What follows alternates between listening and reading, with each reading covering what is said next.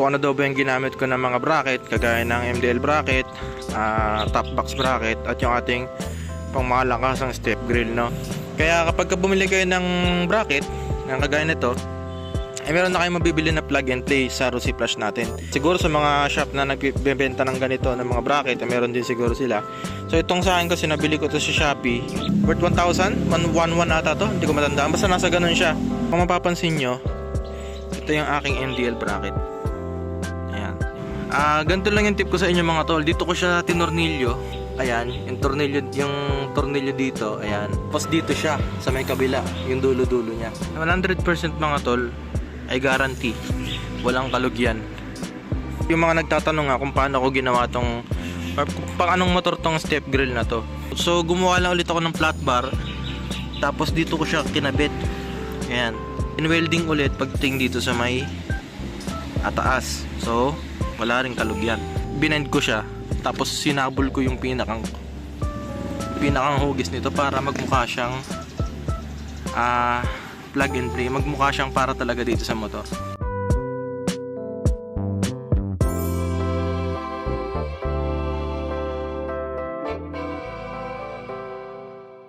What's up mga tol, welcome back sa aking channel and welcome na naman sa ating panibagong video. So for today's video mga tol, ibibigyan ko kayo ng kasagutan dun sa mga nagtatanong sa mga videos natin. So hindi ko kasi masagot lahat. So kung ano daw ba yung ginamit ko ng mga bracket, kagaya ng MDL bracket, top box bracket, at yung ating pangmalakasang step grill, no?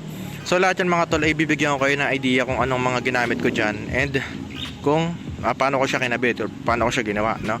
So yun, simulan natin.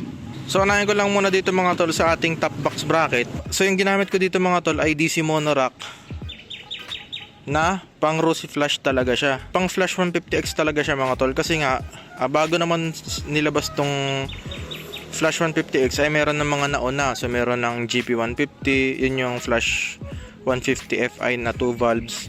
Tapos Flash 150 carb, no? And then third version 3 na nga itong si Flash 150X. Kaya kapag bumili kayo ng bracket, ng kagaya nito, ay meron na kayong mabibili na plug and play sa Rusi Flash natin, no? Ayan, yung butas niya is saktong-sakto yan. As in plug and play talaga mga tol. Para talaga dito sa motor na to, yung bracket na to. Ayan. Para talaga yan dito sa Flash 150X at Flash 150 series na model ng Rusi, no? Meron kayong mabibili mga tol sa mga online shop, marketplace yan. Siguro sa mga shop na nagbebenta ng ganito ng mga bracket, meron din siguro sila. So itong sa akin kasi nabili ko to sa Shopee, worth 1,000, 1,1 ata to, hindi ko matandaan, basta nasa ganun siya. Nasa ganun yung price niya. So yun, plug and play na top box bracket na pang Rusi Flash 150, no? Next naman mga tol, proceed tayo dito sa ating MDL bracket. So kung mapapansin nyo, ito yung aking MDL bracket. Ayan, yun yung aking MDL bracket, diba? So ito mga tol, DIY ko lang to. Ako lang mismo gumawa nito, personalized by myself. Ayan. So bibigyan ko lang kayo ng idea kung paano ko siya ginawa. Ito siya mga tol. Ayan. Ito kasi binago ko na to, no? So yung una ko kasing gawa is ito siya. Ayan. So yung una kong gawa medyo mababa siya, medyo hanggang dito siya, oh. Yung pagkakabend niya is nandito. Kaya nung nalubog ako ng one time na medyo malalim-lalim, tumama siya rito. Ayan, nagkaroon siya ng kunting gas-gas. Kunti lang naman, so natatanggal naman siya. Natanggal ko naman siya nung bumakat siya, no? Ngayon gumawa ako ng panibago, and then kinuha ko lang ulit yung guide ng butas nung ginawa ko nung una. Yung guide yung butas nito. Ayan, kinuha ko lang yung guide nito. So kapag gagawa nga pala kayo ng kung gusto nyong gumawa or magpagawa ng ganitong MDL bracket na personalize or sarili nyong gawa, ganito lang yung tip ko sa inyo mga tol. Dito ko siya tinornilyo. Ayan, yung tornilyo dito, ayan. Tapos kinuha ko lang yung pagka bend nito. Ayan, ito. Tapos dito siya sa may kabila, yung dulo-dulo niya, no? Ayan, ginawa ko lang yan, ginawan ko lang ng karton, kinarton ko muna siya para makuha ko yung pinakang layo ng butas at yung pinakang korte nito. yung angle nito. Kaya nagiging ganito siya. Naging ganyan siya. Ayan. Tapos yung dulo niya, flat bar lang yan. Flat bar. Ayan. Nabinutasan ko. No? Ayan. Tapos dito naman mga tol, naglagay tayo ng flat bar ulit para naman dito sa may harap. Okay, flat bar ulit yan para hindi siya kumalog or gumanon ganon lalo na kapag nalulubak.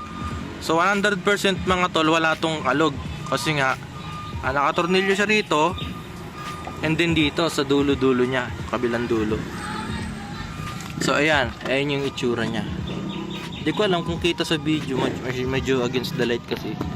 No, ayan, yun yung kanyang mounting. And then ito naman, nilagyan ko lang siya. So yung dati kasi straight lang siya. Ayan. So ito ginawa ko ng konting pa ganon. Pa side kasi yung straight dati, so dito siya. So tumatama. Dati tinatamaan to eh. Pero ngayon hindi na kasi nga inislant ko na siya. Nakaganon na siya. So ito yung dati. So yung bago nakaganito na siya. Hindi na ganito. So ayan. Nakaslant siya kabilaan. Kaya ganyan na yung kanyang posture. Ayan. Tingnan nyo, malayo na yan, hindi na yan tatama, malayo na yan. And then 100% mga tol, ay guarantee walang kalog yan. Yan, yan yung diskarte ko sa MDL bracket ko mga tol. Okay. And then next naman mga tol, yung pinakang huli is yung mga nagtatanong nga kung paano ko ginawa tong, or pang anong motor tong step grill na to. So ito kasi mga tol, pang sniper 150.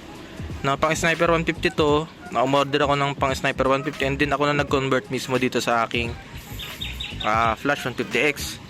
So pag bumili kayo nito mga tol, ito yung inclusion niya, ito yung mismo. And then yung meron siyang bracket na dito nilalagay. Sa sniper kasi dito nakakabit so may ganito niya. So yung sa akin na mga tol, yung pagkabili ko, yun yung ginawa kong pang bracket dito para maikabit ko siya rito. Ayan. Wilaan yan. So winelding ko lang doon sa may pinakang step grill, no? Ayan no. Winelding ko lang siya diyan. And then pagdating naman dito sa dulo, may abang ng butas yun na dalawa. So gumawa lang ulit ako ng flat bar. Tapos dito ko siya kinabit. Ayan.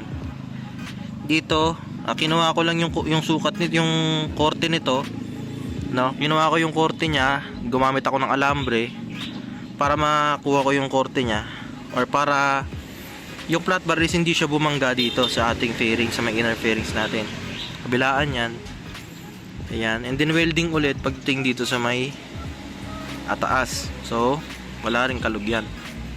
And then isa pa pala mga tol, pag binili nyo kasi to, pag bumili kayo ng ganitong step grill na pang sniper 150, straight yan pag ganun. Ngayon ang ginawa ko dito, para tumama siya dun sa bending nung batok ng motor natin. Ayan. Ginrinder ko dito sa may gitna. Ginrinder ko dito, hindi ko naman totally pinutol. Kumbaga kinalahati ko lang yung mga round bar na yan. Nung nakalahati ko na siya mga tol, ay binend ko siya. Tapos sinabol ko yung pinakang hugis nito para magmukha siyang plug and play. Magmukha siyang para talaga dito sa motor. Yan, kung mapapansin nyo, diba? Kuwang-kuha yung bending, yung pagka-bend nito, nitong surface na to. Ayan. Kaya, meron na akong step grill, no? So, kapag may karga ako na mabigat, so, dito ko madalas nilalagay, then para hindi masira yung ito, no? Step grill. So, yan. Yan lang, mga tol. So yun lang mga tol, hanggang dito na lang yung video natin sa araw na to, and sana nabigyan ko kayo ng konting idea kung paano gawa ng mga DIY parts. Itong ating motor, since bago nga siya sa market, so hindi pa siya totally kilala, so wala pa talaga mga compatible or mga plug and play na parts para dito. Gaya ng mga nabanggit ko, yung MDL bracket, step grill, yan yung dalawa na yan. Kasi yung top box bracket meron naman yung plug and play. So itong dalawa lang, no? So yun, hanggang dito na lang. Kung nagustuhan mo yung video natin ngayon, paiwan na ng like, and then mag-subscribe ka na sa channel natin kung di ka pa lang subscribe, at hit mo yung notification bell para updated ka sa mga video na ina-upload ko dito sa aking YouTube channel. So yun mga tol, ride safe sa ating lahat. Peace.